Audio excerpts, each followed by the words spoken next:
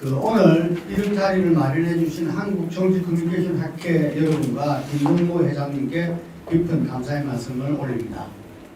공동 주최를 해주신 폴리뉴스와 조선일보 한규석 대표께도 감사드립니다. 폴리뉴스는 21년간 정치 매체로서 자리를 잡아왔으며 조선일보는 대한민국 최고의 조세 전문 매체입니다. 91도 채 남지 않은 20대 대선 치열한 내부 경선을 거쳐 대선 후보들이 결정되고 선대위 구성을 마무리한 각 당은 이제 본선 승리를 위한 본격적인 대장정에 나섰습니다. 대선 전략과 전망, 각 당 선대위에 듣는다는 타이틀로 진행하는 오늘 토론회는 각 당 선대위 핵심 인사가 토론자로 참여해서 현 시점 대선판에 대한 진단과 당의 대선 전략, 각 분야의 핵심 공약을 다루고자 합니다. 무릇 대선은 각 후보의 정책과 능력을 보고 누구에게 미래를 맡길 것인가 하는 전망적 차원의 투표라고 합니다. 토론회를 주최한 입장에서 상대 정당에 대한 네거티브적 공세보다는 각 당 대선 후보가 지향하는 국가 비전에 대한 철학과 정신, 핵심 공약들이 서로 비교 검증될 수 있는 자리가 되기를 바랍니다. 오늘 토론회는 6가지 주제에 대한 각 당의 전략과 주요 공약 내용을 들어보고 마지막 주도권 토론 시간을 통해 이 상호 검증하는 방식으로 진행될 것입니다. 전체 80분으로 예상하는 만큼 순서에 따라서 시간을 잘 지켜주시기 바랍니다. 먼저 오늘 참석해 주신 각 당 토론자를 간단하게 소개시켜 드리겠습니다. 먼저 김경진 국민의힘 선대위 상임공보 특보단장입니다. 박수 부탁드리겠습니다. 네, 고려대 법대를 졸업하고 2007년까지 검사로 재직하였고요. 이후 변호사 활동을 거쳐 2016년도 20대 총선에서 강주 북부갑에서 국민의당 소속으로 당선돼서 국회에 입성하였고요. 그리고 지난 7월 윤석열 캠프에 합류하여 상근 대외협력 특보로 활약했고 현재 당 선대위 상임공보 특보단장을 맡고 계십니다. 여러분 잘 아시지만 당대의 최고의 정치평론가로 인정받고 있습니다. 네, 다음은 장혜영 정의당 공동선대위원장 겸 수석 대변인입니다. 박수 부탁드리겠습니다. 네, 2011년 연세대학을 자퇴하고 유튜브 크리에이터, 영화감독, 장애인운동과 여성운동 다양한 영역에서 활동해왔습니다. 특히 발달장애를 가진 동생과의 경험을 기초로 장애인 문제를 다룬 다큐멘터리를 감독한 바 있고 2019년 정의당에 입당하여 미래정치 특별위원장을 맡았습니다. 21대 총선 정의당 비례대표로 국회에 입성했으며 현재 당 공동선대위원장 및 수석대변인을 맡고 있습니다. 다음은 이태규 국민의당 선거대책 총괄 본부장입니다. 박수 많이 해주시기 바랍니다. 네, 국회의원 비서관 등을 거쳐 한나라당 오세훈 서울시장 캠프와 이명박 대선 캠프에서 선거 전략가로 활약했습니다. 2012년 안철수 캠프의 미래기획실장으로 합류했으며 안철수계의 자산이다 불릴 만큼 현재까지 국민의당 안철수 대표와 정치 이력을 함께하고 있습니다. 재선 국회의원으로 현재 국민의당 선거대책 총괄 본부장을 맡고 계십니다. 그리고 지금 청소를 잘 못 가서 지금 조금 늦고 있는 장경태 민주당 혁신추진위원회 위원장을 모신 겁니다. 오늘 토론회는 7가지 주제에 대해서 각 2분씩 이렇게 질문에 대한 답을 해주시고요. 그 다음에 마지막에서 주도권 토론으로서 각 토론자별 5분을 주면은 지명 질의를 하고 지명한 분한테는 한 1분 정도 시간을 보장해 주시길 바랍니다. 그러면은 제일 먼저 1차 주제, 제1주제로서 2022년 내년 20대 대선의 시대정신과 과제에 대해서 여쭈기로 하겠습니다. 불평등과 불경등의 심화 속에 팬데믹이 더해지면서 경제사회 전반의 지속 가능성이 시대적 하도가 되었습니다. 문재인 정부가 추진해온 소득주도 성장, 혁신성장, 포용국가 등의 경제정책 또한 이 범주에서 벗어나지 않습니다. 그러면 팬데믹이 출구를 바라보는 4차 혁명의 시대, 우리 사회 수많은 갈등을 해소하고 지속 가능한 성장으로 이끌어갈 정치적 리더십이 필요합니다. 문재인 정부 평가와 함께 각 당이 바라보는 시대 정신과 국가 비전 그리고 추진력의 실체로서 후보의 강점을 설명해 주시기 바랍니다. 먼저 국민의당 이태규 본부장님부터 시작하겠습니다. 시작해 주시기 바랍니다.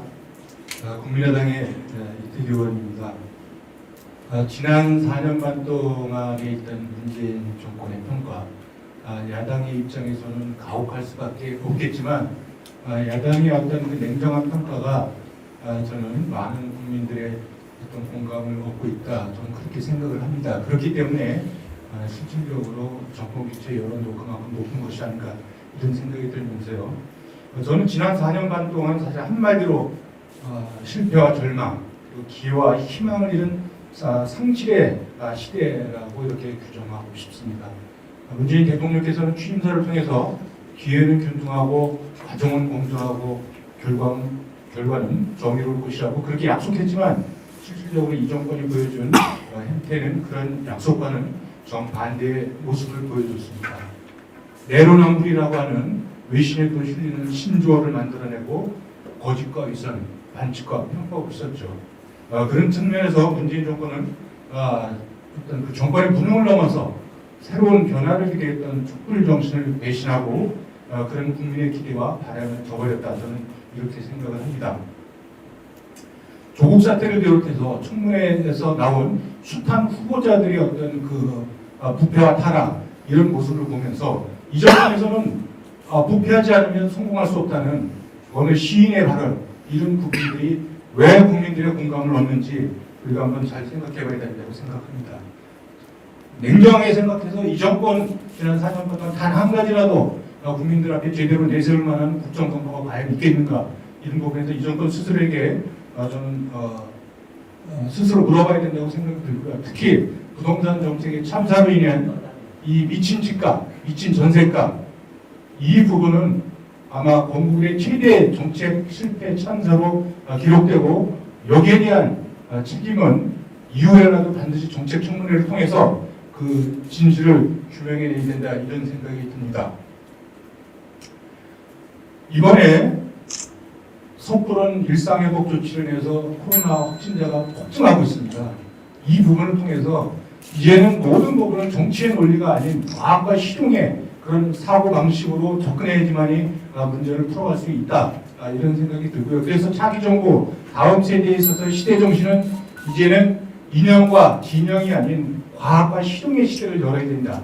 그리고 그걸 기반으로 해서 경제 사회적인 그 양극화와 격차 해소, 그래서 공존의 시대를 열어가야 된다, 그런 생각을 국민의당은 갖고 있고, 그런 측면에서 가장 잘 준비된 후보는 과학에 대한 이해와 전문성이 뛰어난 안철수 후보가 시대를 이끌어갈 적임자다, 이런 스스로의 판단을 갖고 있습니다.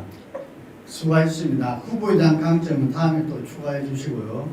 다음은 장혜영 정의당 공동선대위원장 부탁드리겠습니다. 네, 정의당에서 공동선대위원장 그리고 정책본부장 수석 대변인을 맡고 있는 장혜영입니다. 촛불을 통해서 탄생한 문재인 정부에 국민들이 바랐던 것은 겉으로는 성장했는지 모르겠지만 속으로는 사실 골마 터져 있는 이 대한민국 사회 전반에 대한 대개혁 그리고 대전환이었습니다. 하지만 문재인 정부는 시민들이 만들어준 그 소중한 기회를 보기 좋게 날려버렸습니다. 경제적인 양극화는 더 심해졌고 광장에 함께 모였던 시민들은 양당의 극한 진영 논리로 끝없이 분열했습니다.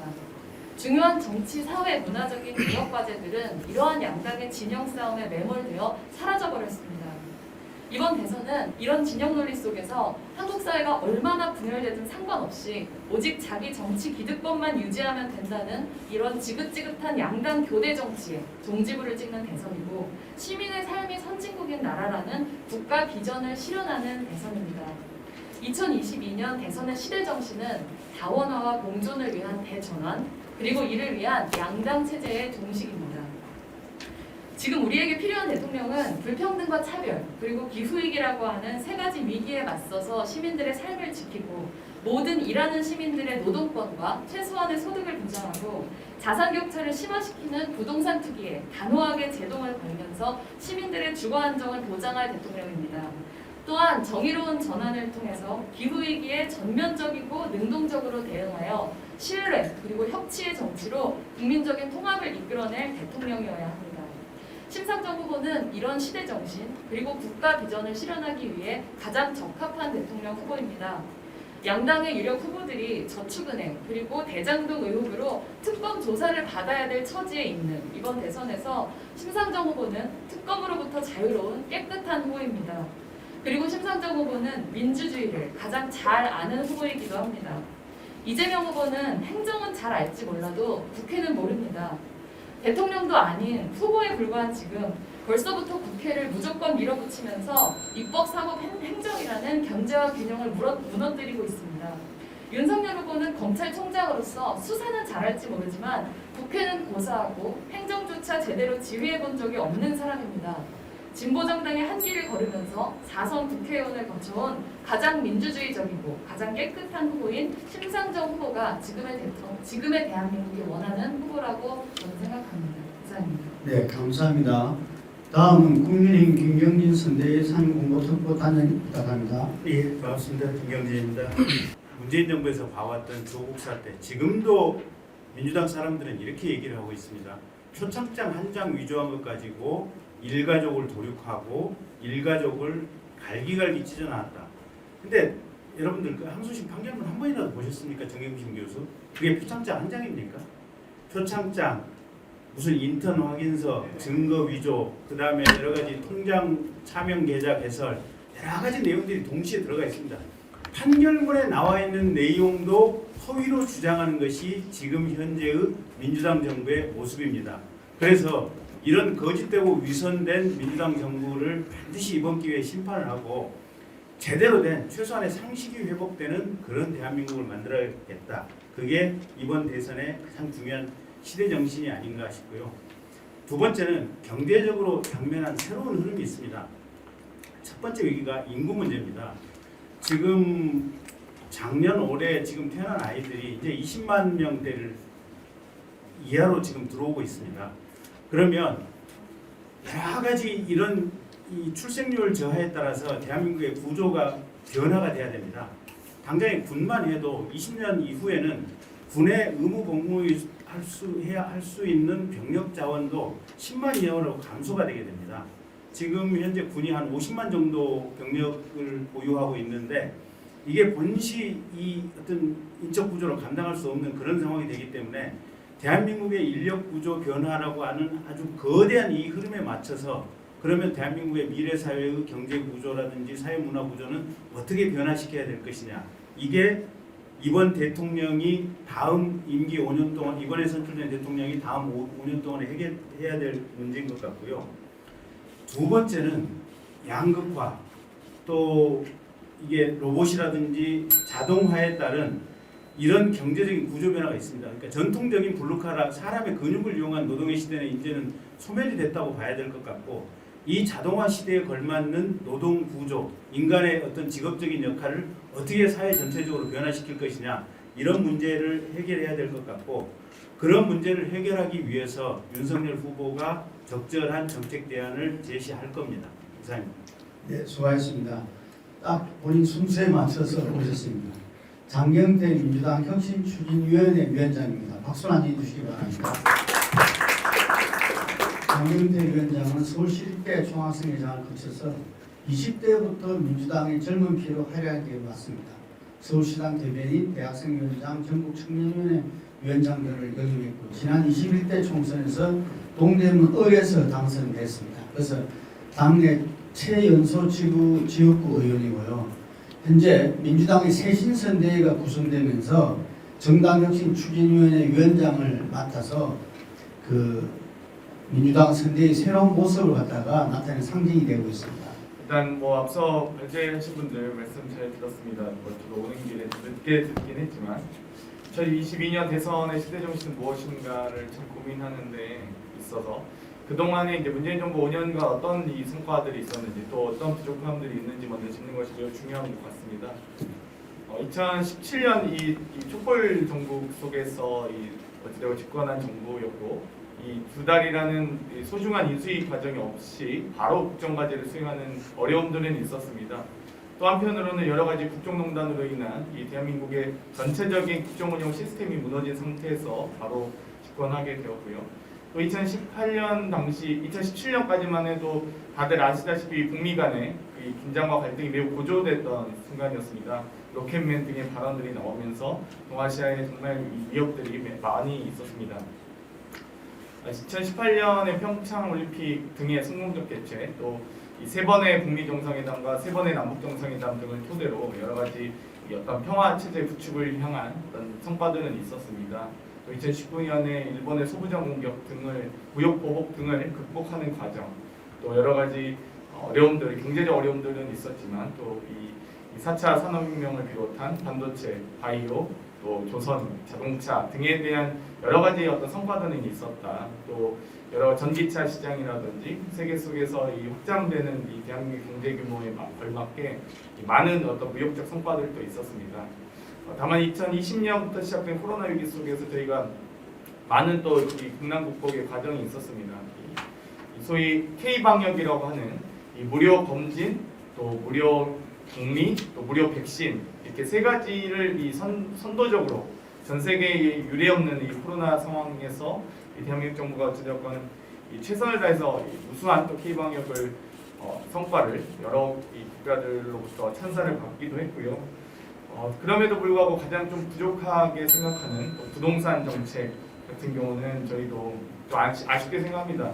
이 여러 유동성 자산이 있음에도 불구하고 공급에 대한 어떤 이 좀 공급을 좀 못했던 부분이라든지 지나치게 어떤 과세나 대출 규제로 제한하려고 했던 그런 부분들이 아쉽게 생각합니다. 이 다음은 두 번째 주제인 여론조사로 본 민심과 선거 전략입니다.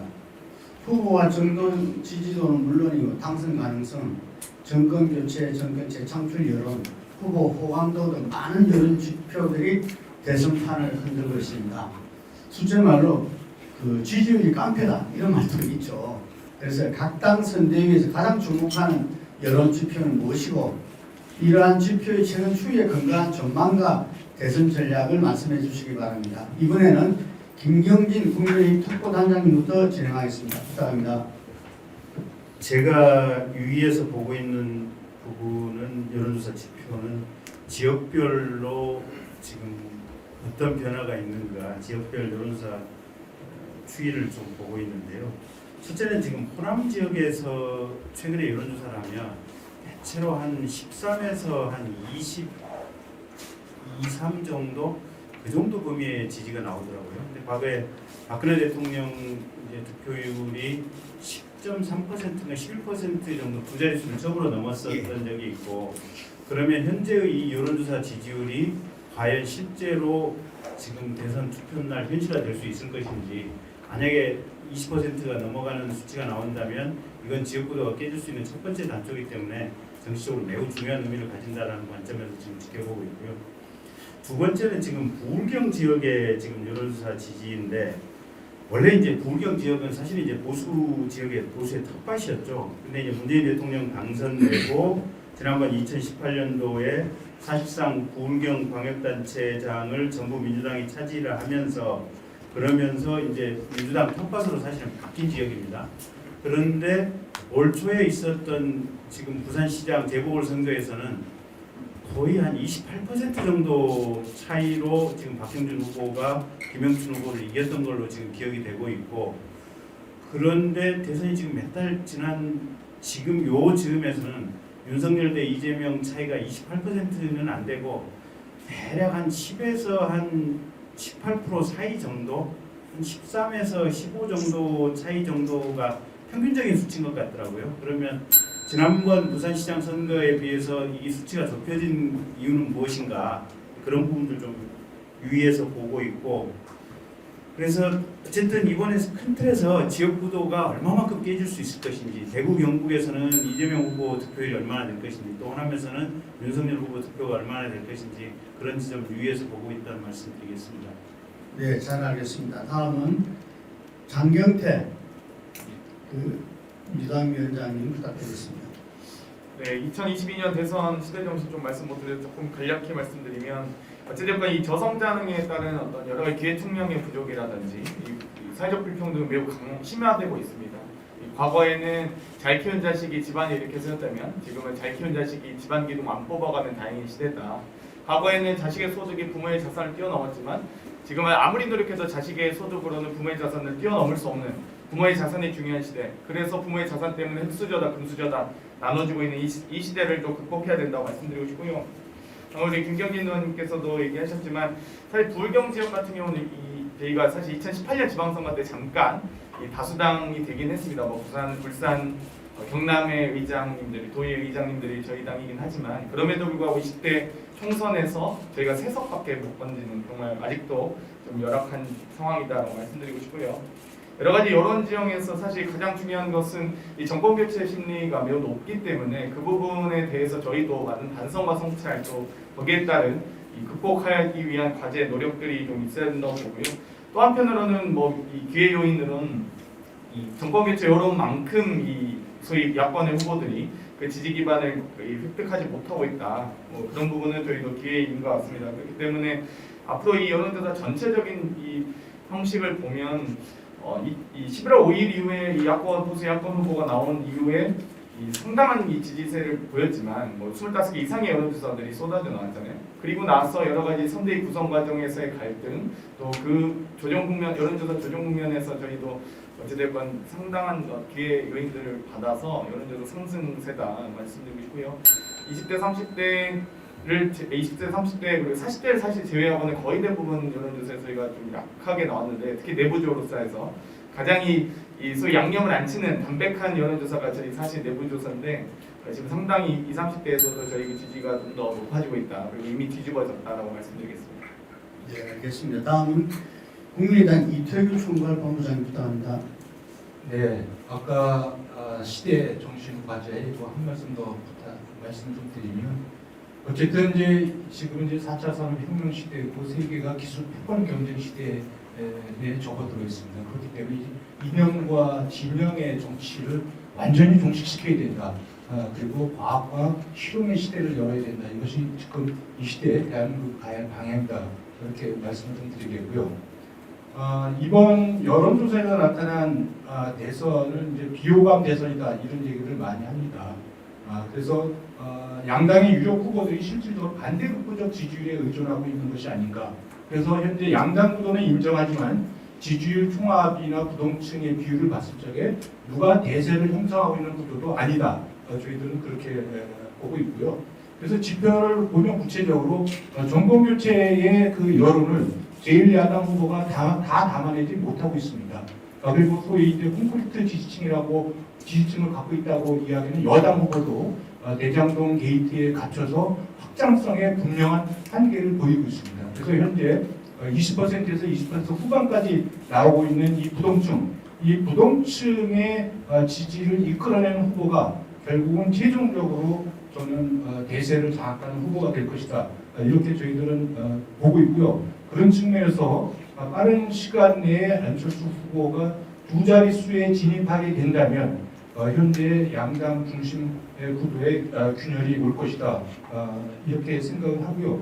지금 그 양당 후보가 사실 이제 서로 내 탓, 남 탓 이렇게 뭔가 네거티브전을 복격하고 있고요. 그런 측면에서 아쉽게도 사실 이 대통령석의 성격이 전망투표로 가야 됨에도 불구하고 회고적 투표 성향을 갖는데 이 부분이 전망투표로 바뀌었을 적에 이 제3지대의 후보들이 어떤 새로운 국민의 어떤 관심을 이끌어내는 계기가 올 것이다.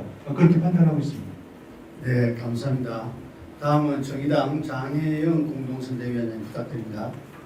네, 현재 모든 정당들에서 사실상 청년을 강조하고 있습니다. 그런데 그 청년들 사이에서 심상정 후보는 확실한 존재감을 보이고 있습니다. 특히 2030 여성들에게는 심상정 후보가 대통령이나 마찬가지입니다. 최근 만 18에서 29세 여성 유권자들을 대상으로 하는 글로벌 리서치의 11월 29일 발표 조사를 보시면 심상정 후보가 27.7%의 지지율로 단연 선두를 달리고 있습니다. 같은 조사에서 윤석열 후보는 절반에 못 미치는 12.4%, 이재명 후보는 이보다 낮은 9.3%에 그치고 있습니다. 여성 청년뿐만 아니라 성별로 나누지 않은 2030 청년 유권자들 역시 심상정 후보에 대한 상당한 지지를 보이고 있습니다. 12월 6일에 발표된 한국사회여론연구소 조사 결과에 따르면 만 18에서 29세 유권자들 가운데 남녀를 따지지 않고 심상정 후보의 지지율은 11.5%입니다. 전체 지지율의 약 3배가 넘는 지지를 청년들이 보내주고 있는 셈입니다. 그리고 이러한 추세는 꾸준히 상승하고 있습니다. 물론 같은 조사에서 윤석열 후보 그리고 이재명 후보가 각각 25% 수준의 지지를 받고 있는 것은 사실입니다. 하지만 이 두 후보의 전체 지지율, 윤석열 후보는 41.2%고요. 이재명 후보는 37.9% 정도인데요. 이것에 비하면 10%포인트 이상이 떨어지는 수치입니다. 이재명, 윤석열 두 후보의 지지율을 견인하는 계층이 이번 선거에서 가장 중요한 투표층인 청년이 아니라는 겁니다. 이번 선거는 아주 많은 불안정성 그리고 예측 불가능성이 지배하는 선거입니다. 당장 윤석열, 이재명 두 후보가 특검을 받아야 할지도 모르는 상황입니다. 이미 청년 세대는 기존의 양당의 진영 논리로부터 자유롭게 자신이 원하는 후보에게 투표를 할 준비가 돼 있습니다. 같은 조사에서 여전히 청년 부동층은 25.6%에 달합니다. 불안정하고 의혹투성이인 양당의 후보가 아니라 심상정 후보의 가치를 청년들은 재발견하게 될 것이라고 저는 생각합니다. 이상입니다. 예, 이번 주제에서도 뭐 이어서 이야기하시면 될 것 같은데요. 이번 주제는 청년 세대 및 부동층 전략입니다. 대선 승리의 열쇠가 2030이 있다는 분석이 지배적이고 각 캠프에서도 2030에 대한 어떤 캠페인에 집중하고 있는 것 같습니다. 가장 뚜렷한 스윙 보터가 바로 2030이다. 모든 여론조사에서 그래 나타나고 있는데요. 2030 대선 전략과 공약 각 당 입장에서 말씀해 주시기 바랍니다. 먼저 이태규 총괄본부장님 부탁드리겠습니다. 우리가 청년 문제 하지만 사실 청년 문제는 어떻든 한국 사회가 안고 있는 구조적 모순의 집합체다 이렇게 생각이 들고요. 그런 측면에서 우리가 청년 문제를 접근하는 것은 저는 이제 문제의 심각성과 좀 진정성이라고 이렇게 생각합니다. 그동안 정치권에서는 청년들을 단순히 기성세대 정치 어떤 농원 대상으로 이렇게 여겨왔지만 이제 청년 세대들이 정치의 중심으로 이번 대선부터 본격적으로 어떻게 보면 지난 재보궐선거 때부터 본격적으로 등장하고 있는 것이 아닌가 이런 생각이 들고요. 그래서 청년에 대해서 진정성을 가지고 접근해야 된다 정치권이. 두 번째는 지금 젠더 문제나 이런 부분에서 이대나 미대냐로 가르는 그런 어떤 정치 행태가 있다면 그것을 반드시 바꿔야 되겠다 이런 것이고요. 결국 이제 기회의 공정 문제, 또 주거 문제, 보육 문제, 또 연금 문제 이 모든 부분들은 사실 남녀의 문제가 아니라 청년 공통의 문제이기 때문에 그런 우리 사회의 어떤 개혁의 과제로서 공통적으로 같이 노력해야 될 그런 과제가 아닌가 생각이 들고요. 저는 아까 장 의원께서도 말씀하셨지만 사실 이 청년 세대가 가장 건강한 세대라고 생각이 듭니다. 그래서 이 기성세대 부패 문제, 불공정, 반칙과 특권, 기득권 이런 부분을 인정하지 않고 이념과 진영으로부터 좀 자유롭고 이 공정과 실력이나 이런 거를 추구하는 세대라면 저는 이 청년 세대들 때문에 우리 사회가 그래도 지속 가능한 미래를 담보해낼 수 있지 않겠는가 이런 기대를 갖고 있고요. 그런 측면에서 안철수 후보는 지난번 5개의 시리즈로 해서 청년 정책의 종합 정책을 발표를 했습니다. 그래서 어떻게 청년들이 바라는 기회의 공정을 실현해 줄 것인가. 또 남성의 경우에는 군 복무가 어떻게 버리는 시간이 아니라 자기 개발과 어떤 자기 축적의 시간으로 가질 수 있을 것인가. 주거 문제를 어떻게 해결해 줄 것인가. 어떻게 청년의 노후를 해서 연금을 개혁할 것인가. 또 이 경력 단절 이런 걸 막기 위해서 어떻게 보육 시설 제도를 갖출 것인가. 이런 부분에서 종합적으로 대안들을 발표해서 말씀드린 바가 있습니다. 네, 정의당 장혜영 공동선대위원장님 부탁드립니다.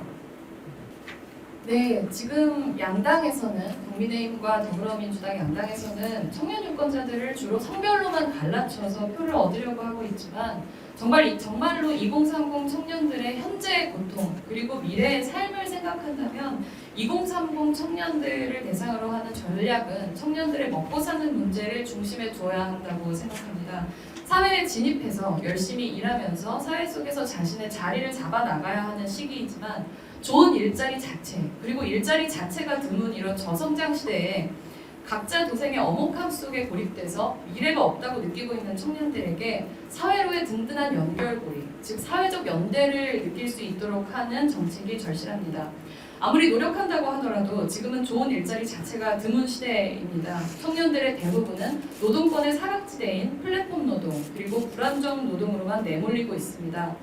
최근에 우리나라 청년 확장 실업률을 보면 코로나19 확산으로 인해서 26%, 27%까지 치솟고 있습니다.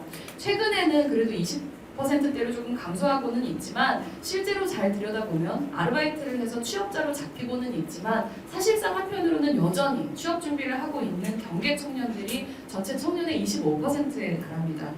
대기업 정규직이 아니라고 하더라도 일하는 모든 청년들의 인간답게 일하고 또 인간답게 쉴 권리를 보장하는 것이 중요합니다. 심상정 후보의 주 4일제 공약에 가장 폭발적으로 반응하고 있는 것 또한 2030 세대입니다.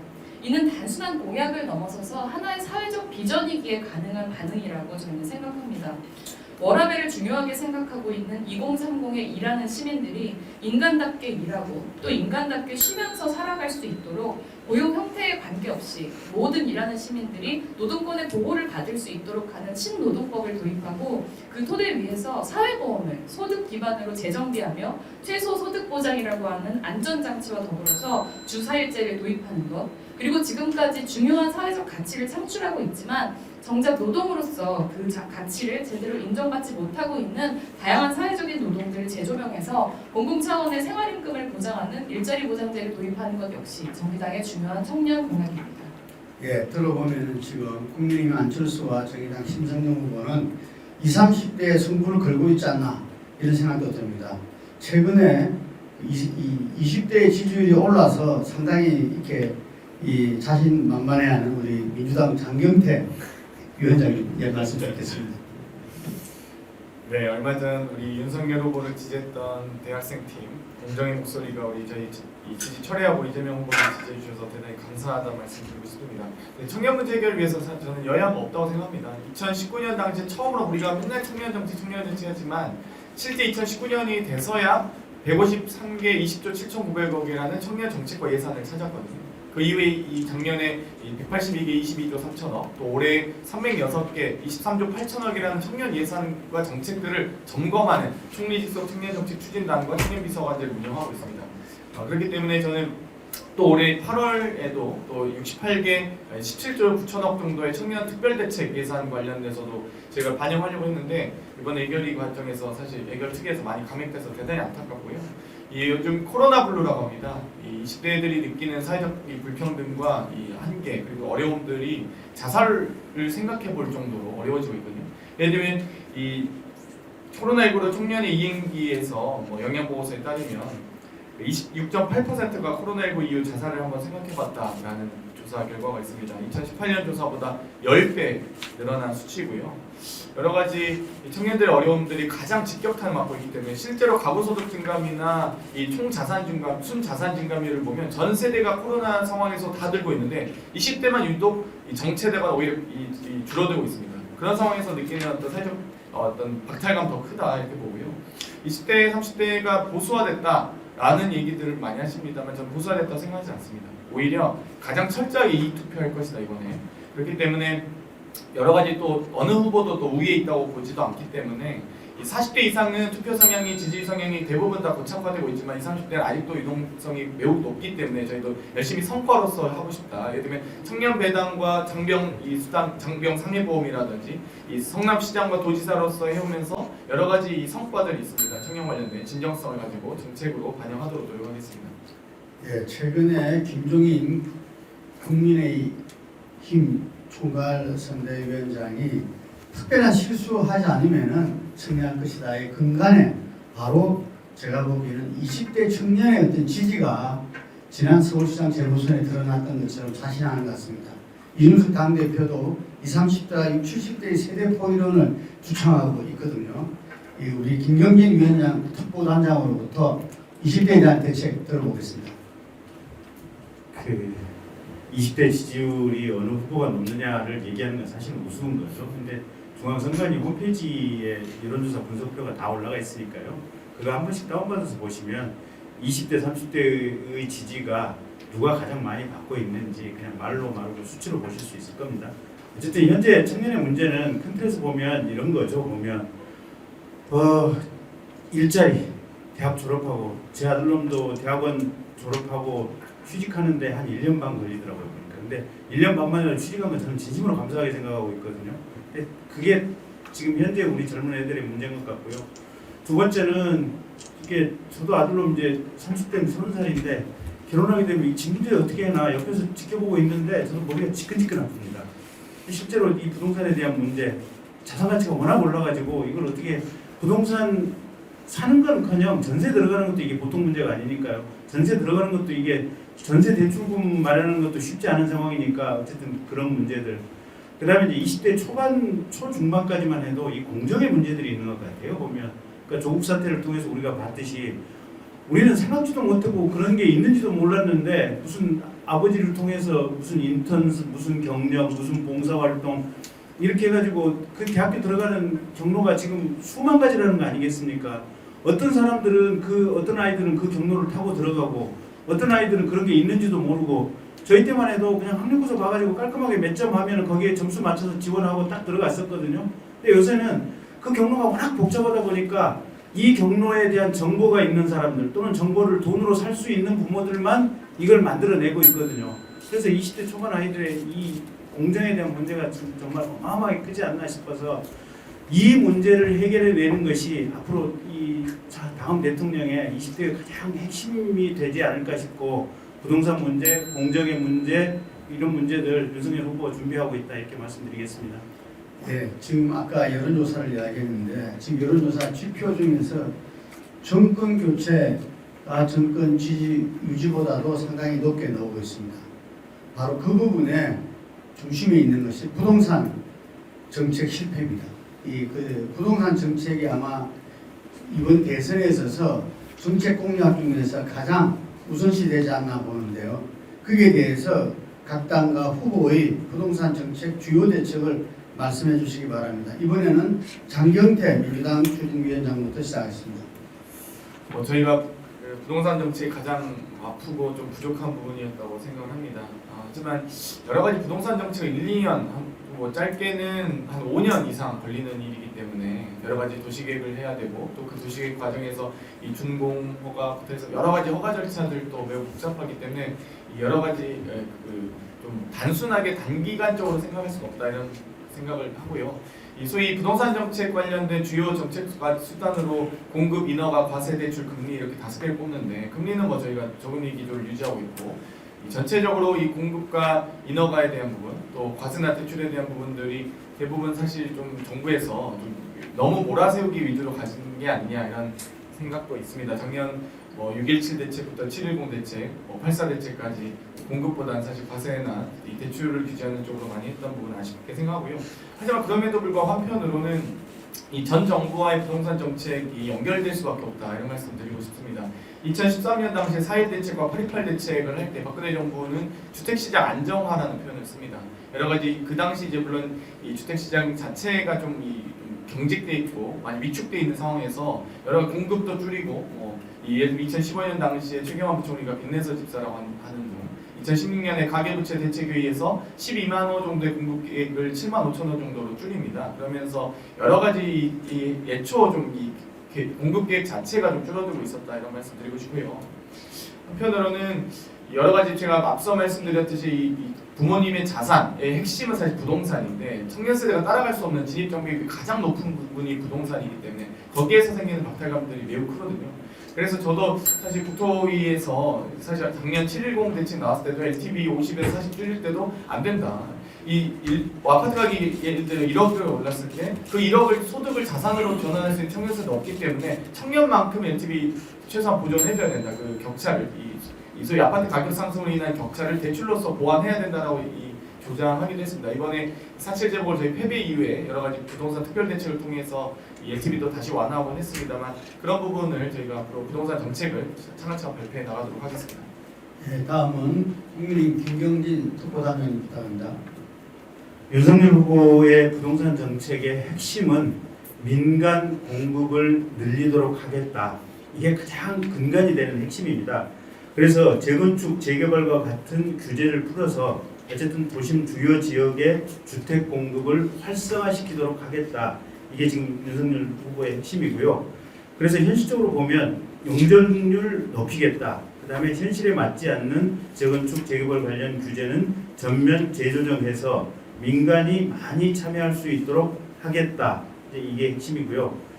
그 다음에 역세권이라든지 이런 데 땅을 확보해서 이런 부분에 부동산 건축이 많이 이루어질 수 있도록 현실적으로 부지 확보를 위해서 노력하겠다. 그 다음에 이제 청년이라든지 또 신혼부부를 위해서는 원가의 주택을 분양받도록 하겠다. 그래서 일정 기간 거주하고 만약에 대파할 경우에는 최소한 시세 차익 70% 이상은 보장받도록 하겠다. 이런 내용입니다. 그래서 역세권 같은 경우는 지금 현재 용적률이 기존에 한 300% 정도 되는데 이걸 500% 이상으로 높여주겠다. 그리고 이렇게 하다 보면 공급한 물량이 많이 늘어나게 될 텐데 이렇게 늘어난 물량 같은 경우는 일종의 공공적 성격이 있으니 이 부분은 최소한 50% 정도를 기부 체납받아서 공공의 부동산, 신혼부부라든지 젊은 청년을 위한 부동산 용도로 공급을 하게 되면 추가 비용 없이도 공급이 가능하지 않느냐 지금 이렇게 얘기를 하고 있고요. 청년 원가주택 같은 경우는 윤석열 후보가 30만 호 정도는 공급하겠다 이런 계획을 가지고 있습니다. 그래서 청년 원가주택 같은 경우는 지금 건설 원가로 분양가 20% 정도를 내면 나머지 80% 정도는 장기 저리로 원리금 대출을 해서 충분히 이걸 분양받을 수 있도록 해서 젊은 세대들이 주택을 취득하는데 큰 부담을 가지지 않도록 하겠다. 이런 내용을 골반으로 하고 있습니다. 네, 다음은 장혜영 정의당 공동선대위원장 입니다. 네, 문재인 정부의 부동산 정책은 여론 눈치 보기에 급급해서 제대로 된 정책을 펼치지 못한 데에 가장 큰 실책이 있다라고 저는 보고 있습니다. 집권 초기에 문재인 정부의 지지율은 무려 80%에 달했습니다. 그렇게 안정된 지지율을 가지고 있었을 때 그것을 담보로 힘있고 철학 있는 부동산 정책을 밀어붙였어야 합니다. 하지만 여론의 눈치를 보느라 그런 높은 지지율이 오히려 떨어질까봐 전반적인 보유세 강화를 하지 않고 핀셋 규제를 하는 실책을 저질렀습니다. 저금리가 장기화되는 상황에서 늘어난 유동성이 이런 핀셋 규제를 할 때마다 다른 곳으로 자금이 이동했고 그야말로 구석구석 빠짐없이 투기 수요를 증폭시키는 결과로 이어졌다고 생각합니다. 그래서 집권 초기에 높은 지지율을 바탕으로 보유세를 높이고 또 전세 대출 등 사각지대가 없이 철학 있는 대출 규제를 했다면 분명히 부동산 시장은 안정됐을 거라고 생각합니다. 그런데 이미 잘못된 핀셋 규제 정책으로 집값이 오를 대로 오른 상황에서 180석 거대 여당이 되자마자 종부세 인상하고 임대차 3법을 통과시켰습니다. 네, 물론 정책적인 기조에 있어서는 필요한 정책이었다고 생각하지만 타이밍이 가장 잘못됐다고 보고요. 이미 정책적인 신뢰가 낮아져 있는 상황에서 그만큼 반발 여론도 높았습니다. 그래서 자칫 재보궐선거에서 참패한 이후로 갑자기 기승전 종부세 탓을 하는 기류가 여당 내에서 형성되었고 결국은 올해 6월에는 재산세, 8월에는 종부세, 그리고 12월에는 양도세를 차례로 완화하면서 정책의 기본적인 기조 자체마저 뒤틀어버렸습니다. 그래서 문재인 정부의 부동산 정책은 그야말로 버티면 이긴다. 부동산 불패 신화를 다시 한번 확인시켜준 뼈아픈 정책이 됩니다. 그래서 향후 다행히 지금은 금리가 오르고 또 거의 극약 처방에 가까운 대출 규제를 하고 있기 때문에 부동산 시장이 그나마 좀 안정화되고 있는 상황인데요. 이를 공고하기 위해서 심상정 후보는 수요와 공급 전반에 걸쳐서 안정적인 대책을 내세우고 무엇보다도 주거 안정을 부동산 정책의 핵심 기조로 삼고 있는 여러 가지 정책들을 지금 내놓고 있습니다. 시간이 좀 모자란데요. 이따가 추가적인 시간에 더 구체적인 대책들에 대해서는 말씀드리도록 하겠습니다. 예, 이태규 국민의당 총괄본부장님. 네, 이 문재인 정권에서 발생한 이 부동산 참사를 이제 알려면 원인을 정확히 알아야 된다고 생각을 합니다. 그래서 저희들은 문재인 정권의 부동산 참사의 원인은 문재인 정권의 우주와 독선, 한마디로 인간의 건강한 욕망을 이해하지 못하고 시장에 대한 몰리에 따른 부동산 국가주의가 결국은 이 부동산 참사를 불러왔다 이렇게 생각을 합니다. 우리가 그동안에 내 집 마련한다는 것이 월세나 작은 전세를 살면서 아끼고 저축해서 조금 더 큰 전세로 옮겨가고 거기서 더 아껴서 은행 융자를 받아서 내 집 마련하는 이런 일반적인 이제 구조를 갖췄는데 이 선순환 구조를 정부가 잘 지켜줘야 되는데 그리고 이 선순환 구조를 지키기 위해서는 거기에 맞는 충분한 공급들이 뒷받침이 돼야 되는데 문재인 정권 들어와서는 이 주택 구입이나 이런 부분은 투기로 멋대로 재단한 다음에 그래서 이걸 업무로 주택 공급을 차단하니까 결국은 부동산 시장에서 역작용이 일어나서 이런 미친 집값, 미친 전세값을 만들어 놓은 것이 아닌가 저희들은 그렇게 보고 있고요. 그래서 현재 부동산 문제를 해결하는 방법은 두 가지라고 봅니다. 하나는 충분한 물량의 공급이고요. 이것이 공공이든 민간이든 그래서 공공과 민간의 역할을 분담을 해서 충분하게 공급을 하는 것이고 두 번째는 실소유자, 실거주자에 대한 그 징벌적인 세금 제도를 개선하는 거라고 생각을 합니다. 세금이라는 것은 공동체 구성원의 정당한 노력의 결과물을 공동체에 기여하는 행위인데 이거를 징벌적 관점으로 접근하게 된다면 그때부터는 국가 사회에 대한 신뢰가 무너지고 사회적 균열이 일어날 수 있기 때문에 이런 징벌적 어떤 그 과세 이런 부분은 우리가 굉장히 신중해야 된다고 생각이 들고요. 조금 더 구체적으로 뭐 한두 가지 말씀드리면 안철수 후보는 청년들의 내 집 마련을 위해서 그 토지 임대료 안식대 50만 원 이 부분을 줘서 저렴한 가격으로 들어올 수 있게 하고 또 45년 초장기 기준금리 적용에 모기지론을 약속을 했습니다. 그래서 우리 청년들이 집을 마련할 수 있도록 그런 제도적 설계를 갖추고 있다 이런 말씀 좀 드리겠습니다. 예, 코로나 팬데믹과 4차 산업혁명으로 불평등과 불균형이 심화되는 경제사회 구조에서 국가 재정정책이 기존의 보수 진보의 논리대로 가기는 어려울 것 같습니다. 지금 이 포퓰리즘이라는 비판 속에서도 국가 재정 확대에 대한 요구가 강하게 제기되고 있는데요. 복지 조세 물론 위기 대응과 포함한 재정 정책 방향에 대해서 각 당의 입장과 공약을 말씀해 주시기 바랍니다. 먼저 좀 전에 말씀 주신 이태규 국민의당 총괄 본부장부터 말씀 부탁드리겠습니다. 네, 조세와 재정 정책 너무 포괄적이어서 어떤 부분을 좀 말씀드려야 될지 모르겠지만 일단은 이 부동산 관련돼서 보유세, 재산세와 양도세, 또 취득세 이런 부분에 대해서는 좀 재조정이 있어야 됩니다. 합리적인 재조정이 그렇다고 이를 통해서 어떤 그 상당한 이익을 실현하는 과정에 있어서의 어떤 과세를 면세라거나 이런 부분은 저는 잘못됐다고 보는 부분이고요. 또 실질적으로 우리나라의 그 소득세 면세점이 너무 높습니다. 그래서 저는 개인적으로는 국민 기세주의, 그래서 단돈 1,000원이라도 세금을 내도록 하면서 본인의 공동체 구성원으로서 자기 역할을 다하게 하는 것, 이런 제도의 개혁이 좀 필요하다 이런 생각이 들고요. 그리고 이제 우리가 고용을 창출하고 어떤 그 국가 세입 구조를 확충하려면 기업이 잘 돌아가야 되는데 과연 그런 부분에서 이제 법인세와 규제 문제를 연동해서 우리가 좀 고민을 해봐야 되겠다. 그래서 지금 법인세도 높고 규제도 강하고 그러면 기업이 자기 역할을 제대로 하겠습니까? 그리고 우리나라에 안 들어오려고 하죠. 그러니까 정부가 리쇼어링을 굉장히 강조하지만 그 부분이 효과가 없는 부분이 제가 볼 때는 법인세 부분과 규제 문제가 엉켜서 우리나라는 법인세도 세고 규제도 세기 때문에 기업이 굉장히 어렵다. 이런 좀 말씀을 좀 드리고요. 또 재정 정책에 있어서 이번 코로나 이것 때문에 확장 재정의 불가피성을 인정하지만 이 부분은 정말로 재난을 당한 분들한테 집중적으로 선별적으로 지원해야 효과가 있는 것이 전국민 재난지원과 같은 이런 포퓰리즘 이건 막아야 되겠다 이런 말씀을 먼저 좀 드리겠습니다. 예, 다음은 장혜영 정의당 공동선대위원장 부탁합니다. 네, 지금 더불어민주당 그리고 국민의힘 양당에서는 그 100조 원짜리 코로나 대책 공방을 벌이는 중입니다. 공약까지 가지 않더라도요.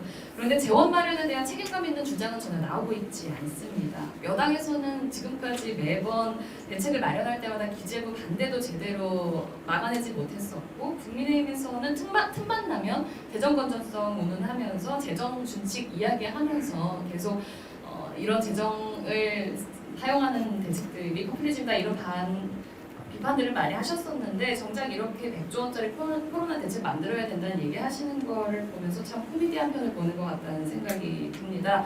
특히나 양당에서는 종부세, 재산세 그리고 양도세까지 사이좋게 완화했고 올해 세법 개정안만 보더라도 5년간 대기업들한테 4조 원 감세하는 명확한 감세 기조를 가지고 있었습니다. 재정 마련은커녕 감세 기조였다는 얘기입니다.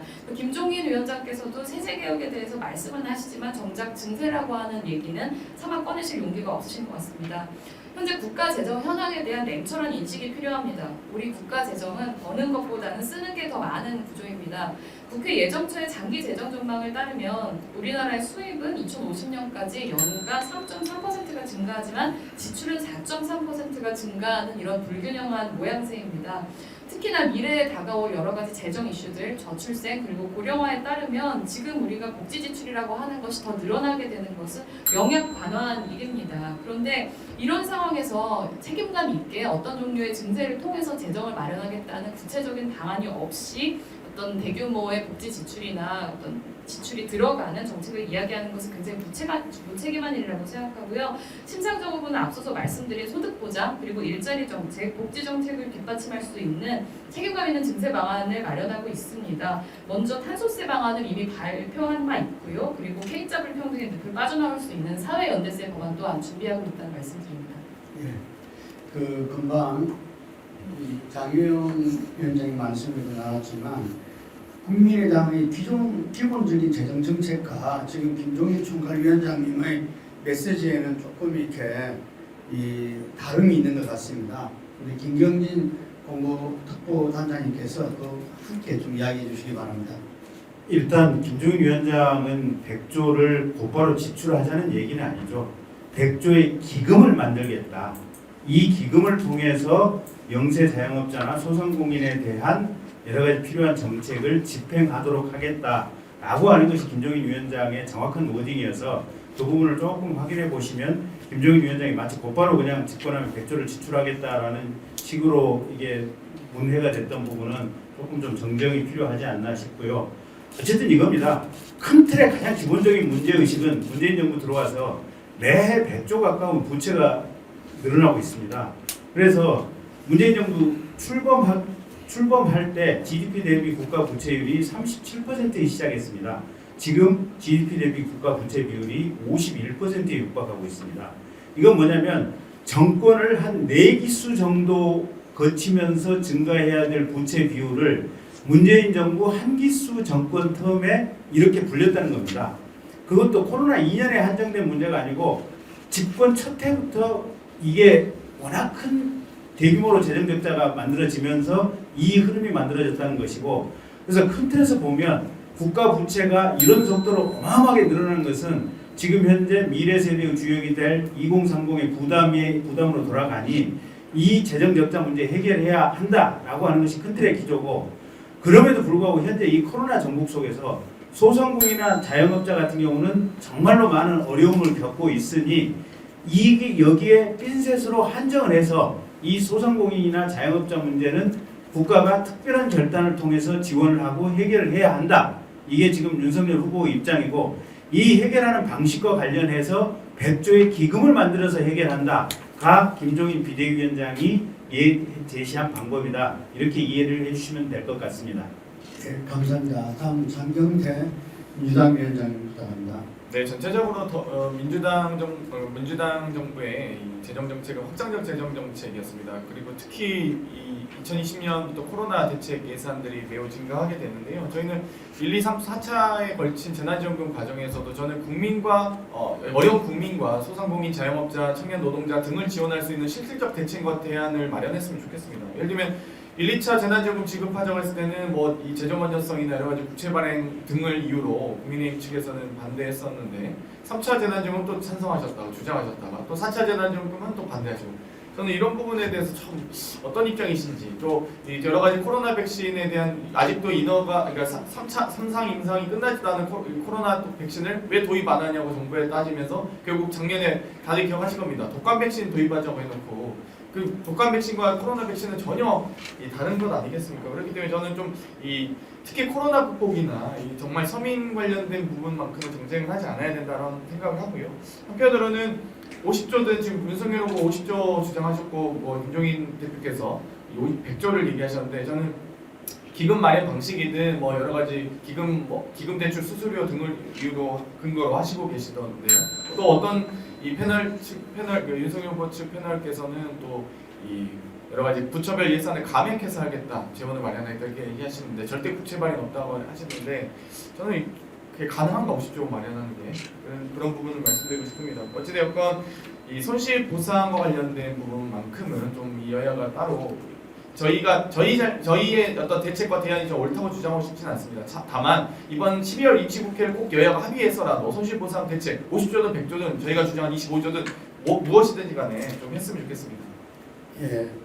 다음 주제는 공동 주최하고 있는 조세일보에서 제안한 주제입니다. 상속세 개편 방향인데요. 부의 사회적 재분배라는 병문만큼이나 상속세 자체에 많은 문제점도 있는 것은 사실인 것 같습니다. 홍남기 경제부총리가 지난 10월 국정감사에서 상속세 과세체계 개편 방안을 만들고 있다고 언급한 바도 있고요. 2000년 50% 최고 세율로 인상된 상속세가 현재 우리나라 경제 규모와 개인 자산 구조에 맞춰 조정될 필요가 있다는 이야기입니다. 상속세는 일반 국민들한테는 크게 관심을 갖고 있지 않지만 그렇지만 이것이 기업 투자와 일자리 창출에 이 순환 구조에 있다는 차원에서 이 각 당 후보 의견을 듣고 싶습니다. 먼저 김경진 국민의힘 특보단장님부터 부탁드리겠습니다. 지난번에 삼성 상속하는 거 보면서 사실은 국민들도 놀랐죠. 상속세 그렇게 많이 있나 싶어서. 근데 상속세 세율이 지금 10%에서 상속 유산의 총액에 따라서는 50%까지 되니까 상속세가 정말 이렇게 자산이 많으신 분들은 큰 틀에서 어마어마한 부담인 것 같고요. 지금 이제 상속세 제도 자체를 일부 완화시켜주는 무력화시켜주는 제도가 가업 상속 제도입니다. 일종의 중소기업들이 이제 통으로 이렇게 이 가업을 그대로 승계받을 수 있도록 하는데 이게 지금 공제 한도가 한 500억 정도 공제 한도로 잡혀 있습니다. 이게 실질적으로 상속세 제도를 완화시켜주는 제도긴 한데 어쨌든 윤석열 후보 입장은 중소기업 쪽에서는 가업을 그대로 있게 해달라, 상속세라고 하는 이 제도 자체를 없애달라라고 하는 요구를 많이 받고 있지만 현실적으로 국민 여론에 비추어서 없애기는 어렵지 않느냐라는 입장이고, 그래서 기업들의 그런 목소리들은 잘 청취했고 기업들이 그대로 가업을 이어받을 수 있는 방안은 연구하겠지만 현재로서는 상속세 제도 자체를 없애는 것은 국민 정서라든지 이런 것에 비추어 봐서 바람직한 방향은 아닌 것 같다라는 생각을 가지고 있습니다. 어쨌든 이 부분은 계속해서 연구하도록 하겠습니다. 네, 다음은 민주당 장경태 위원장입니다. 네, 뭐 특별히 이 부분은 뭐 좀 단호하게 말씀드려도 될 것 같습니다. 상속세는 어찌되건 이 부모로부터 부의 대물림, 저는 부의 대물림이나 가난의 대물림이 돼서는 안 되는 사회가 가장 적절하다고 보고요. 상속세 같은 경우는 사실 이 정말 이 불로소득에 가까운 불로소득에 가까운 상속되는 금액에 대한 부과되는 세금이기 때문에 이 부분에 대해서는 뭐 더 이상 뭐 낮추거나 이럴 필요는 없다고 생각합니다. 방금 이 서두에서 제가 말씀드렸듯이 이 부모의 자산을 가지고 하는 과거에는 이 자식의 소득이 부모의 자산을 따라갈 수 있거나 또 보다 더 넘을 수 있었다면 지금은 이 그런 것들이 거의 불가능한 사회 아니겠습니까? 그렇기 때문에 상속세를 통해서 여러 가지 부의 어떤 재분배는 충분히 필요하다고 보고요. 이와 더불어 저는 여러 가지 부동산 관련된 세금도 마찬가지라고 봅니다. 어찌됐건 부동산을 보유하고 있던, 부동산이라고 하는 건 어찌됐건 공동체가 집단으로 모임으로써 이 가치가 올라가는 거지 개인이 어떤 노력으로 성과로서 부동산의 가치가 올라가는 건 아니거든요. 그렇기 때문에 이 부분에 대해서도 사실상 이 보유세에 대한 부분도 우리나라는 0.17%밖에 안 됩니다. 다른 선진국 국가 미국이 1%, 캐나다 0.87% 등에 비해서 4분의 1 또는 6분의 1에 불과하기 때문에 이 부분은 여러 가지 부의 불평등을 완화하는 쪽으로 가야 된다고 보고요. 네, 그래서 이상 마치겠습니다. 예, 국민의당 이태규 총괄본부장님. 네, 저도 뭐 상속세는 좀 지대된다고 생각합니다. 그래서 상속세는 부의 집중 현상을 직접 조정하고 또 소득 재분배를 통해서 사회의 기회균등의 가치를 실현하는 그런 제도이기 때문에 상속세는 유지돼야 된다 이런 말씀을 드리지만 지금 아마 많은 분들이 조금 고민하고 있는 부분이 이제 기업의 상속 관련된 그런 부분인 것 같습니다. 그래서 이 상속세 부담 때문에 이 가업 승계를 포기하거나 또 기업을 해외로 이전하려고 하는 그런 움직임들이 있고 이것은 이제 우리 경제에 악영향을 주기 때문에 이런 부분에서 우리가 전체 사회적으로 한번 고민해 볼 필요가 있지 않겠나 생각이 들고요. 또 이렇게 이제 가업 승계나 이런 것이 포기될 경우에 이제 이 기술과 노하우를 축적한 어떤 100년 기업을 만들기도 어려운 것이 또 현실적인 문제 아닌가 생각이 들고요. 현재 OECD 국가 중에서 우리나라하고 일본이 아마 그 명목 체불세율이 각각 50%, 55%로 가장 높은 걸로 이렇게 되어 있습니다. 그래서 이 가업 기업 승계에 대해서는 저는 이제 상속의 문제가 아닌 고용의 측면, 또 계속 기업의 측면에서 일정 부분 상속세의 체불세 부분을 인하를 사회가 합의하는 수준에서 검토하거나 아니면 이 일단 기업을 상속해서 유지하는 경우에는 그 상속세 부과를 면제하고 면제가 아니라 유예하고 그 이후에 어떤 기업을 매각하거나 어떤 지분의 변화가 있을 때 그때 과세하는 방법 뭐 이런 부분도 같이 한번 검토해봐야 되는 것이 아닌가 이렇게 생각하고 있습니다. 네, 다음은 장혜영 정의당 선대위원장님.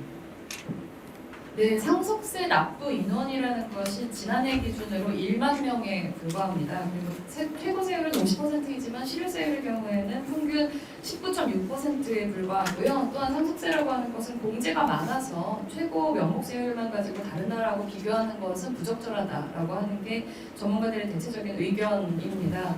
청년들이 바라는 공정의 핵심은 부모 도움 없이도 안정적인 삶을 영위할 수 있게 해달라는 것인데 그런 관점에서 상속세의 완화라고 하는 것은 일고의 가치가 없는 생각이다 이렇게 봅니다. 유산을 남긴 사람들 가운데에서 고작 2.4%만이 상속세를 납부하고 있습니다. 만약에 상속세를 완화하자는 일각의 주장이 정책으로 만들어진다면 그거야말로 지금의 청년들이 가장 싫어하는 정책이 될 거라고 생각합니다. 특히나 그 이유 중에 하나로 기업 승계를 이야기하시는데요. 기업 그 자체가 영원히 대대손손 그 최대 주주나 창업자의 것이 되어야 할 이유는 전혀 없습니다. 그 기업을 가장 잘 운영할 수 있는 사람의 것이 되어야겠죠. 또 규모가 작은 중소 중견 기업의 경우에는 가업 상속 공제라고 하는 것이 이미 존재하고 있고요. 이런 상황에서 기업 승계를 얘기하는 것은 결국 재벌 기업 승계를 편하게 해주자는 것인데 이렇게 재벌 대기업이 가족들이 승계하지 않는다고 기업이 없어지는 게 아닙니다. 단순히 주주가 바뀔 뿐입니다. 심상정 후보는 지난 총선 때부터 세대를 생략한 상속 증여세를 강화해야 된다는 주장을 가지고 있습니다. 자산이 세대를 생략해서 상속 증여될 경우에는 자녀를 거쳐서 2번 내야 되는 것을 한 번밖에 내지 않기 때문입니다. 이런 경우에 과도한 부의 대물림이 발생할 수 있어서 미성년자 금수저가 탄생하는 배경이 될 수 있습니다. 그래서 이런 경우에는 할증과세를 30% 정도 적용을 해서 부의 대물림을 억제하겠다. 부모 잘 만난 것이 곧 능력인 세상을 결코 좌시하지 않겠다라고 하는 것이 심상정 후보의 입장입니다. 네, 감사합니다. 지금까지 숨가쁘게 달려왔습니다. 오늘 토론의 꽃이라는 자유토론 시간입니다. 자유토론 시간에는 토론자별로 5분씩 주도권 토론 방식으로 진행하겠습니다. 누구에게나 질문하실 수 있는데요. 답변 시간에 한 30초 정도는 보장했으면 좋지 않겠나 싶습니다. 먼저 이 금방 발표하신 정의당 장혜영 공동선대위원장부터 시작하겠습니다. 네, 그러면 세 분께 먼저 질문을 드리고요. 각각 대답을 받는 방식으로 하겠습니다. 먼저 김경진 단장님께 질문 드리도록 하겠습니다. 지난주에 국민의힘 대변인께서 허은하 대변인께서 TV에 나오셔서 국민의힘의 약자와의 동행에서 누가 약자인지는 김종인 위원장이 결정한다 이런 말씀하셨습니다. 그리고 성소수자는 약자냐, 성소수자가 약자냐 이런 반문을 던지셨는데요. 이렇게 구조적인 사회적 소수자들에 대한 차별과 불평등이 만연한 시대에 국민의힘이 생각하는 약자가 정말 김종인이 인정한 약자들만 약자라고 생각하는 것인지 만약에 그렇다고 한다면 그거야말로 강자의 횡포가 아닌지 여쭤보고 싶고요. 더불어서 정말 성소수자는 약자가 아니라고 생각하시는지 여쭤보고 싶습니다. 두 번째로는 장경태 의원님께 질문 드리도록 하겠습니다. 이재명 후보께서는 이재명은 합니다라는 슬로건을 가지고 호기롭게 캠페인을 이어가고 계신데요. 이제는 뭘 하겠다는 건지 잘 모르겠다는 생각이 듭니다. 한다고 했다가 안 한다고 했다가 다시 한다고 했다가 이런 것들이 너무 많다고 보고요. 특히나 차별금지법에 대해서 약 한 달 전에 한교총을 방문하면서 차별금지법은 시급한 사안이 아니다 이렇게 말씀하셨어요. 근데 바로 어제는 대학생들 만나서 차별금지법 논의할 때가 됐다 이렇게 말씀하셨습니다. 한 달 만에 이렇게 시급하지 않았던 사안이 시급하게 선정이 된 것에 대해서 그 배경이 궁금하지만 어쨌든 정의당에서는 차별금지법은 굉장히 시급한 사안이라고 보고 있습니다. 근데 중요한 것은 말로만 하는 게 아니라 이걸 진짜로 할 의지가 있는 건지를 제가 여쭤보고 싶은데요. 구체적인 질문은 지금 이재명 후보께서 말씀하신 이런 차별금지법 할 때가 됐다는 게 구체적으로 연내 제정할 때가 됐다. 그리고 그 방안이 이 이재명의 민주당의 중요한 법안으로 선정이 되는 것인지 그렇지 않은 것인지를 여쭤보고 싶습니다. 마지막으로 이태규 의원님께 질문드리고 싶은 것은 양당 기득권 정치를 종식하기 위해서 우리가 구조적으로 정치를 개혁해 나가는 것이 굉장히 중요한데요. 지금 국민의당의 안철수 후보께서 생각하시는 이런 기득권 양당 정치의 종식 방안이 무엇인지 여쭤보고 싶습니다. 이상입니다. 허은하 대변인께서 약자의 범주를 김종인 위원장께서 결정하셨다고 워딩을 그렇게 했는지 안 했는지는 저로서는 모를 일입니다. 확인해 보셔야죠. 예, 근데 만약에 했다고 하신다면 그렇게 말씀을 하셨다고 한다면 그건 아마 잘못된 실언이 아닌가 싶습니다. 뭐 그렇게 그 정도까지 제가 말씀드리겠고요. 두 번째, 성소수자 문제에 대해서 저는 지역에 이제 목사님들하고 얘기를 많이 하는데 목사님 한 분이 이 말씀을 하시더라고요. 이제 개신교 교회 교단들이 이제 차별금지법에 대해서 대단히 반대를 강하게 하고 계시죠. 근데 목사님 한 분이 뭐라고 얘기하냐면 차별금지법이 제정이 되면 동성혼을 그러니까 남자든 남자 또는 여자든 여자 결혼하고 싶으신 분들이 우리 교회에 와서 결혼식 주례를 직전에 달라라고 요청을 했을 때 법에 따르면 이걸 거부할 명분이 없어진다. 왜냐하면 자신은 국실정법 법질서에 위반되는 범법 행위가 아닌가. 교회 입장에서는 그런 상황을 받아들일 수 없다라고 목사님께서 얘기를 하셨고요. 어쨌든 저는 그 목사님의 그 얘기를 들으면서 상당한 공감대를 느꼈다. 이 정도만 말씀드리겠습니다. 예, 답변자는 조금 짧게 해주셔야 될 것 같습니다. 네, 저도 어찌됐건 차별금지법이 우리 사회가 가지고 있는 혐오와 차별에 대해서 더 이상 좀 사라져야 된다라고 보고요. 다만 이제 이재명 후보께서 어찌됐건 이 차별금지법의 취지에 대해서 공감하고 계시지만 어찌됐건 입법사항이기 때문에 이 국회 여야가 함께 공히 또 합의를 해야 되기도 하고 혹은 저희가 강행 추진을 하는 과정이 있다면 어찌됐건 올 연내에 하려면 12월 임시국회 어찌됐건 합의돼야 되는 것 같습니다. 그렇기 때문에 연내 제정은 또다시 여야 합의사항이다 이렇게 볼 수밖에 없다고 보고요. 저는 언제쯤 이 차별금지법이 통과될까 참 안타깝긴 합니다. 어찌됐건 21대 국회 내에는 아무튼 통과될 수 있도록 노력하겠습니다. 네, 양당 구도가 종식되면 좋겠는데 어쨌든 현실적으로 지시를 받고 있는 정당이기 때문에 이 양당 중심의 구도를 다당제로 바꾸는 것이 결국은 현실적인 답이 아닌가 생각이 들고요. 그런 측면에서 지난번에 이제 제1당과 2당이 본인들의 약속을 스스로 어겼지만 이 다당제 실현은 연동형 비례대표제의 진짜 연동형 비례대표제가 실시가 돼서 의회 구성의 다원화, 다양화를 꾀해야 된다. 이런 제도적 개혁이 필요하다고 보고요. 지난번에 이제 안철수 후보하고 심상정 후보님 두 분이 이제 거기에 대해서 입장을 같이 하셨지만 이 대통령 선거에 있어서 결선 투표제 이것을 통해서 연합 정치와 연대 정치 이런 부분이 좀 상식적으로 일어나야 우리 사회의 양당 구도 정치가 깨지지 않겠는가 이런 생각을 갖고 있습니다. 네, 감사합니다. 다음은 이태규 국민의당 총괄 본부장님이 주도권 토론을 하시면 되겠습니다. 그리고 본인들의 이야기를 좀 하셔도 되고요. 꼭 질문을 다 하실 필요는 없습니다. 저는 이제 김경진 단장님하고 장경태 의원님께 이제 두 분께 입장 좀 여쭤보려고 합니다. 제가 질문 드리는 주제는 이제 공적 연금 개혁 이것을 어떻게 할 것인가 이 부분입니다. 지금 이 청년의 노후와 우리 대한민국이라는 사회 지속 가능성을 위해서는 이 연금 개혁을 하지 않고서는 그걸 담보해낼 수가 없다고 생각이 듭니다. 그리고 또 이 국민연금과 이 특수 직영연금의 어떤 불평등 구조. 그래서 국민들은 세금을 내서 공무원들의 어떤 편안한 노후를 보장해주고 대신 국민들은 고단한 노후를 맞이해야 되는 그런 불평등한 구조. 이거를 깨야지만이 사회도 지속 가능하고 또 우리 사회의 경제사회적 불평등 구조를 저는 해결할 수 있다고 봅니다. 이런 측면에서 안철수 대표는 청년 대책의 일환으로 공적연금 개혁을 말씀드리고 또 거기에 대한 동참을 각 후보들한테 요청하신 적이 있는데 그것이 심상정 후보 외에 다른 현재 이제 유력 정당의 후보들께서는 전혀 답이 없으십니다. 그래서 저는 이 국민의힘과 민주당이 이 공적연금 개혁에 대해서 어떤 입장을 갖고 있는 것인지 개혁의 의지가 있는지 없는지 이 부분을 한번 말씀 좀 듣고 싶습니다. 당연히 해야 되고요. 그 문재인 정부가 했던 가장 폐악 중에 하나가 국가의 장기적인 과제에 대해서 전혀 손을 대지 않았습니다. 그래서 국가의 가장 중요한 장기적인 과제는 인구 변화에 따른 제도 변화, 국가 운영의 변화를 실제로 이렇게 만들어내야 되는데 그런 일을 전혀 안 했다라는 것이고, 특히 이 연금 문제는 인구 숫자 변화하고 직접적으로 연결이 되어 있는 문제이기 때문에 반드시 해야 될 것이다 라고 생각을 하고 있고, 두 번째는 제 개인적인 경험에 비추어 보면 그 북유럽 국가에서는 연금 문제라든지 국방 문제, 에너지 문제는 사실은 의회의 모든 정파가 사실상 완벽한 합의제로 운영하고 있다는 것을 제도 운영을 옆에서 발견했습니다. 이렇게 합의제로 운영을 하게 되면 이건 이견도 없고 한 번 합의가 되면 10년, 20년 긴 시간 동안 이게 집행이 가능하기 때문에 정책 추진의 동력도 있다. 그래서 다음번 윤석열 정부가 들어오게 된다면 반드시 공적연금을 포함해서 여러 가지 사회 변화에 따른 제도 개혁하겠다 이렇게 말씀드리겠습니다.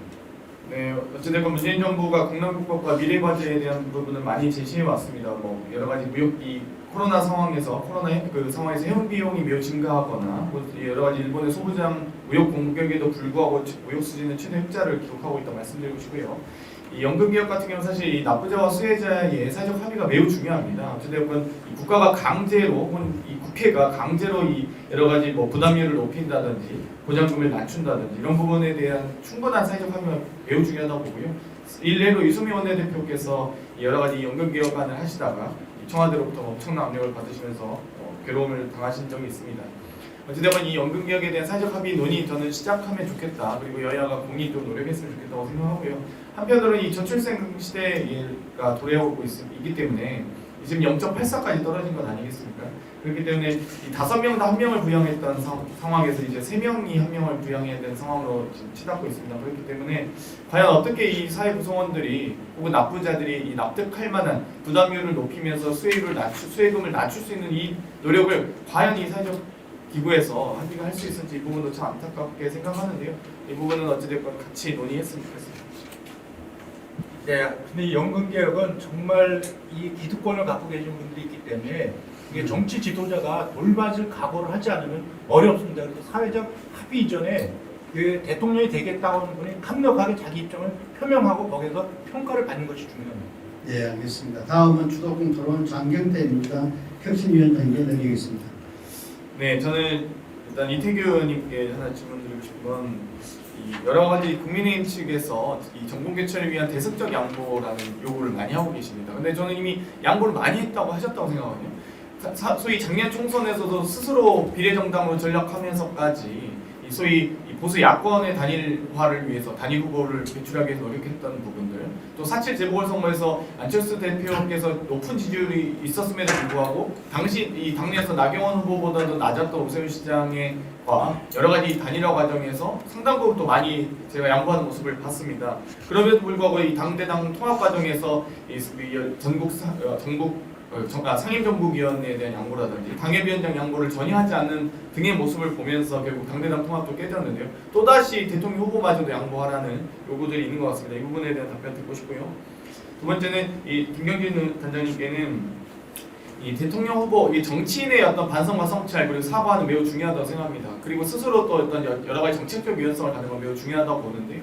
여러 가지 경선 과정에서의 실언들은 좀 뭐 그렇다고 칩니다만 정규직과 비정규직의 차이가 없다거나 이 비정규직은 150만 원만 적게 받으면 된다거나 손발노동은 아프리카 가서 한다는 등 이런 발언들이 있음에도 불구하고 비록 아니길 바랬습니다. 선대위 출범 이후에 여러 가지 정책적 기조는 변화할 수 있다고 봤는데 소위 52시간제나 최저시급 이 부분에 대한 비현실적이다 이 발언에 대한 해명을 좀 듣고 싶고요. 마지막으로 장혜영 의원님께는 신상조 후보께서 여러 가지 고군부터 하시는 걸 잘 보고 있습니다. 하지만 이 재난지원금에 대한 지급이나 손실보상에 대한 부분들 좀 여러 가지 좀 디테일한 대안이 좀 부족한 게 아니냐, 혹은 거기에 대한 재원 확보 방안이 좀 부족한 게 아니냐라는 비판이 있습니다. 그 부분에 대해서 답변 듣고 싶습니다.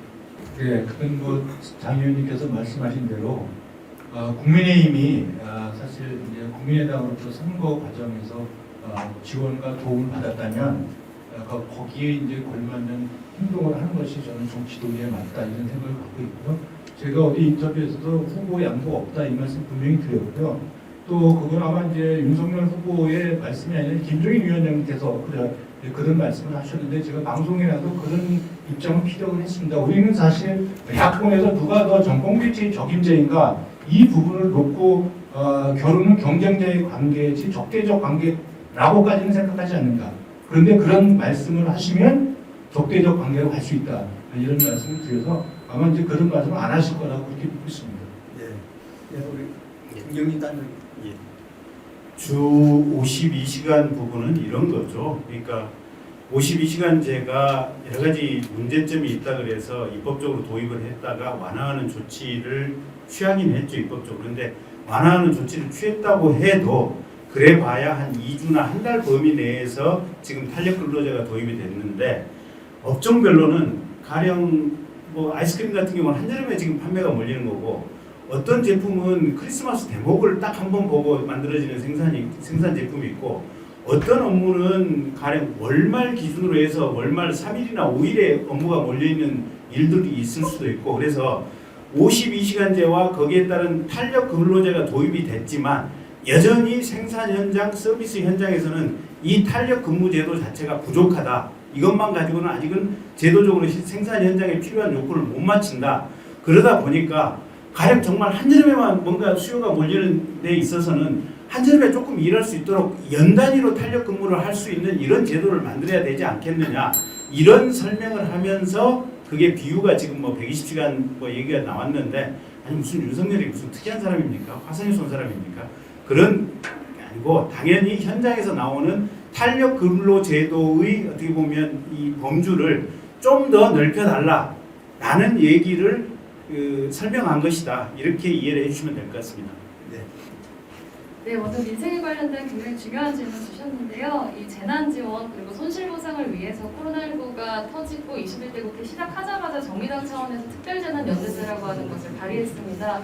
단순한 국채 발행을 넘어서 적어도 한시적인 수준에서 코로나19 때문에 오히려 소득이 올라가거나 고소득을 유지하고 있는 사람들에게 세금을 더 걷어서 정말로 필요한 취약계층에게 쓰자고 하는 법안이었지만 이 법안 논의해주지 않은 것이 다름 아닌 여당이었다라고 하는 부분을 명확하게 하고 싶고요. 지금 재난지원금 보편 줄 거냐 선별 줄 거냐 이런 공방 2년째 하다가 결국은 보건의료 인력 모자라고 병상 모자란 굉장히 심각한 상황 마주하고 있습니다. 여당 의원의 한 사람으로서 이 문제에 대해서 책임감 있는 정치 보여주실 것을 요청드립니다.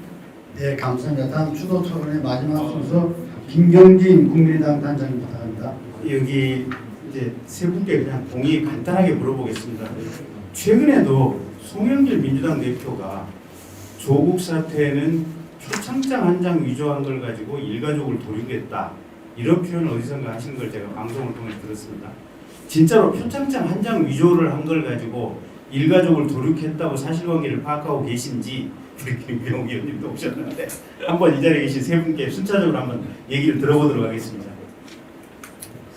일단 그런 겁니다. 이 조국 전 장관이 잘못한 부분도 있습니다만 어찌되었건 검찰의 수사가 그동안에 이제 비인권 수사 또 그동안에 있던 이 야만적 수사 행태를 그대로 재현했기 때문에 저희가 비판했던 거거든요. 예를 들어 기획수사, 표적수사, 별건수사 등으로 이 애초 표창장을 제보받아서 표창장을 압수수색 영장에 적시해서 특정사실 특수하게 적시해서 수사를 했고 그 범죄 사실을 밝혔다면 저희는 그 부분에 대해서 인정했을 겁니다. 근데 다른 건으로 이 수사하는 과정에서 또다시 이 터는 과정에서 소위 원짓털이 방식으로 저희망 수사 방식으로 이렇게 하나 나오면 거기에 대해서 또다시 수사 영역과 수사 범위를 계속 확대해 간다면 이 대한민국 국민 어떤 사람이 과연 검찰 무서워서 살겠나 이런 말들이 나온 것 아니겠습니까? 그렇기 때문에 저는 잘못한 건 잘못한 거지만 검찰의 수사 방식과 이런 이 태도는 매우 잘못됐다 이렇게 말씀드리고 싶습니다.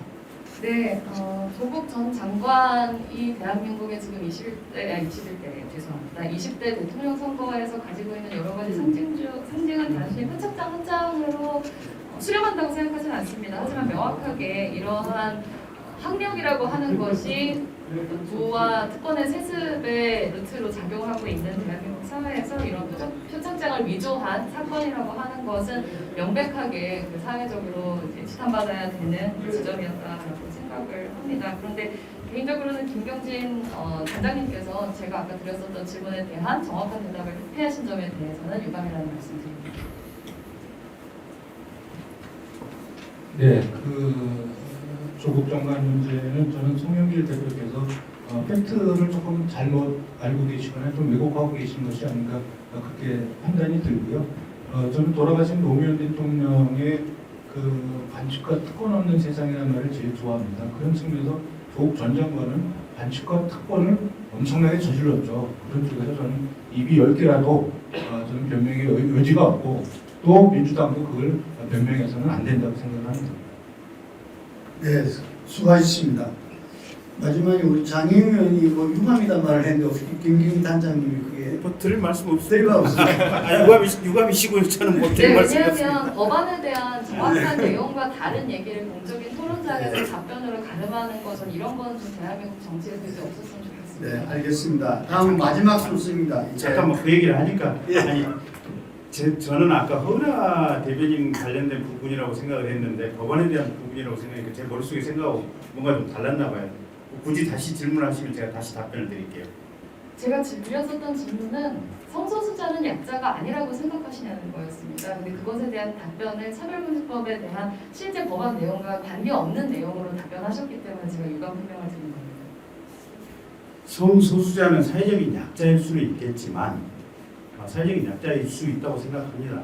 근데 그럼에도 불구하고 그분들이 가령 지금 목사님들이 말씀하시는 예시처럼 교회에 와서 결혼식 뭐 이렇게 주례 집전을 요구한다거나 이러면 그거는 다수에 대한 또 다른 폭력이 될 수 있다라고 목사님들이 인식을 하고 있는 거고 저는 그와 같은 목사님들의 인식에 대해서 동의하고 있기 때문에 최소한 저 김경진 개인으로서는 차별금지법에 대해서는 목사님들과 생각을 똑같이 한다. 일단 이렇게 말씀드리겠습니다. 네, 알겠습니다. 마지막 순서로서 마무리 발언 순서입니다. 이번 대해서는 무엇이다는 말씀과 함께 해주시기 바랍니다.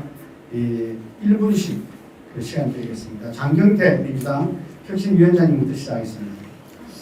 네, 저는 이번 대선은 청년을 살릴 수 있는 마지막 골든타임 선거라고 생각을 합니다. 어찌되었건 여러 가지 2030 관련된 대책들, 방금 이태규 의원님께서 국민연금도 얘기하셨고 부동산 세제 개혁도 얘기하셨고 상속세에 대한 것도 얘기했습니다. 여러 가지 이 대한민국의 대전환의 시기다라고 말씀드리고 싶고요. 그렇기 때문에 더더욱이나 미래로 나아가야 되지 과거로 회귀해서는 안 된다고 봅니다.